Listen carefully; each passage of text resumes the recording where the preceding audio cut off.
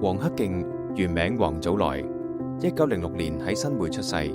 父親黃孫聰係泰國皇室御用嘅家私匠人。佢童年喺泰國度過，長大之後為自己取名黃克競，意思即係克服競爭。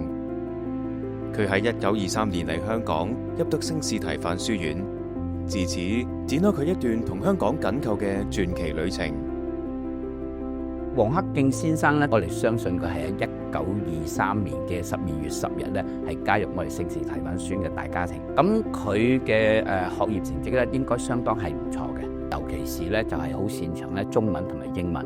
佢喺1924年咧就向學校咧就係建議咧就創辦呢個聖士提反書院夜間義學。1926年咧亦都係重組，而佢咧就被推選為咧係當時嘅委員長，利用學校嘅有限嘅嗰個校園資源啦，再配合佢哋嗰個無限嘅熱情咧，於是乎咧就為當時呢個義學咧係提供咗一個非常之好嘅成果嘅。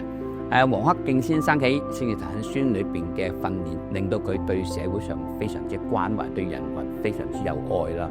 咁喺宿舍裏邊嘅嗰個生活咧，令到佢培養一個好剛強嘅性格啦。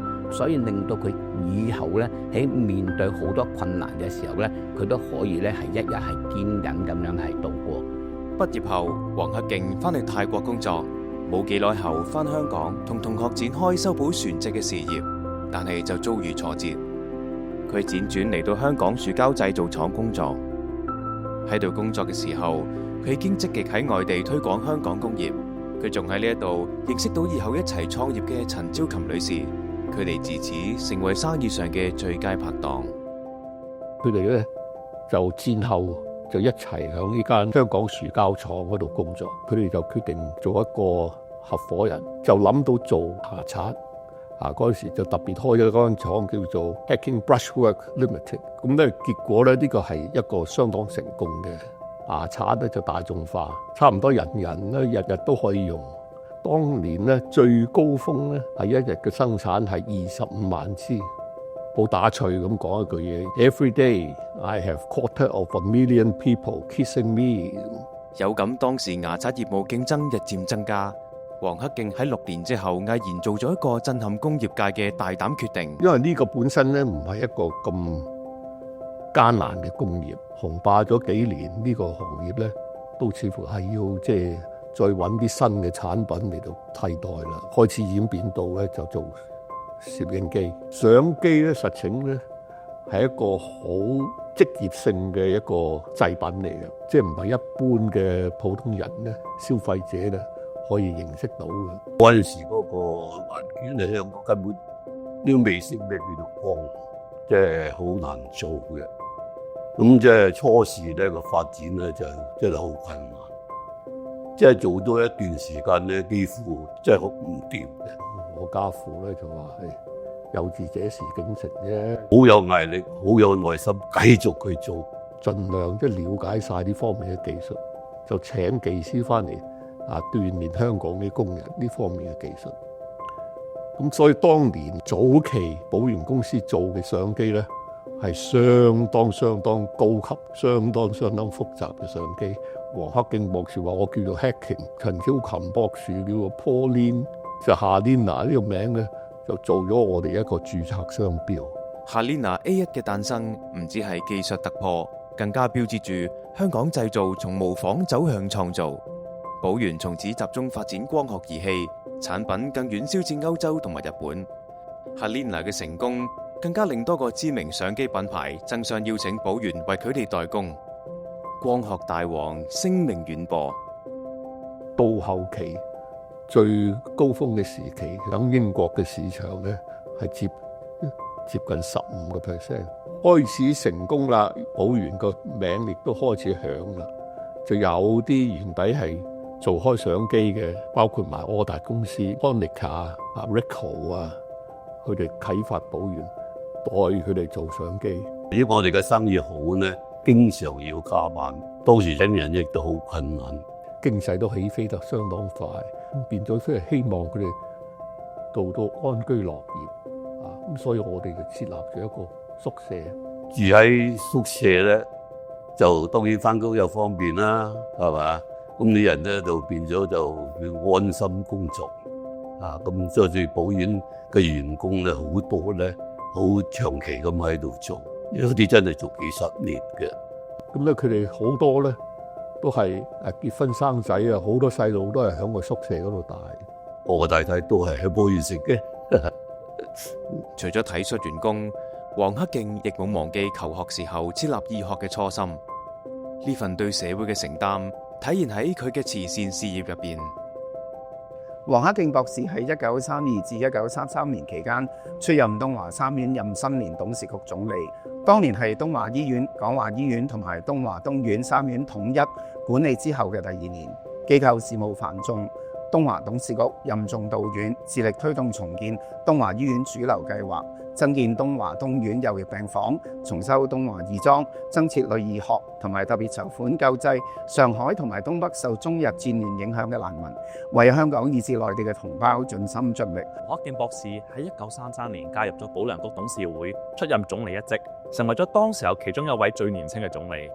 佢擔任總理期間呢，係積極參與咗保良局嘅多項事務啦，以實際嘅行動推廣慈善公益，深受市民同埋同齊嘅敬重㗎。佢嘅慈善事業都係佢擔任總理之後一直延續落去。黃克競喺工業取得巨大成就，而佢亦運用自己嘅影響力為香港工業發展出心出力。黃克競博士咧喺1956年至到1958年期間咧係擔任香港中華廠商聯合會嘅會長。當時咧，佢唔單止係領導業界，協助香港製造業咧係開拓海外嘅市場，亦都係代表廠商會係多次帶領對外嘅貿易考察團。可以講咧，黃克競博士係締造香港製造輝煌歷史嘅關鍵人物之一。喺1960年至1967年之間咧，黃克競博士擔任咗香港工業總會嘅理事會委員。佢創辦嘅寶如公司亦係光學儀器等類別嘅會員。多年嚟積極參與會內唔同嘅事項，顯彰佢喺行業嘅地位同埋對香港工業發展嘅識達。黃克競博士咧係香港工業界嘅重要奠基人之一，深知道咧人才係推動工業發展嘅關鍵。咁喺1970年代，隨住香港工業起飛，技術人員嘅需求咧好殷切。咁我哋好多謝黃克競博士嘅慷慨捐贈啦。黃克競工業學院咧喺1977年成立，為工程、酒店同埋商業界別咧提供職業培訓，直到而家咧亦都繼續為行業培訓所需要嘅專業人才。黃克競博士咧作為一個非常成功嘅工業家咧，佢亦都深信工業嘅發展咧，除咗技術嘅進步之外咧，其實優質嘅管理咧都係非常之重要。而佢呢一個想法咧，同我哋香港管理專業協會嘅理念咧，可以講得上係不謀而合嘅。咁我哋都好榮幸咧，喺1985年嘅時候咧，喺黃克競博士同埋各界嘅社會賢達啦，同埋機構咧嘅捐助之下咧，咁我哋可以成立咗咧 HMA 第3個管理發展中心，而呢一個發展中心咧，亦都以黃克競博士命名。呢個發展中心嘅成立咧，亦都大大加強咗我哋香港管理專業協會喺提供優質管理培訓同埋教育課程嘅能力，令到更多嘅在職人士咧係可以受惠嘅。除咗捐款支持技術同埋管理教育外，黃克競亦明白學術研究同樣不可或缺。佢喺1983年捐款俾香港大學興建現時工程學院嘅所在地黃克競樓。Although Dr. Wang was not an alumnus of HKU, he understood the vital role of engineering education played in Hong Kong's future. At the time, the city's industry was undergoing transformation. He hoped that by supporting modern teaching facilities, more innovative engineering talent could be nurtured, helping Hong Kong move from a manufacturing-based economy towards one driven by innovation.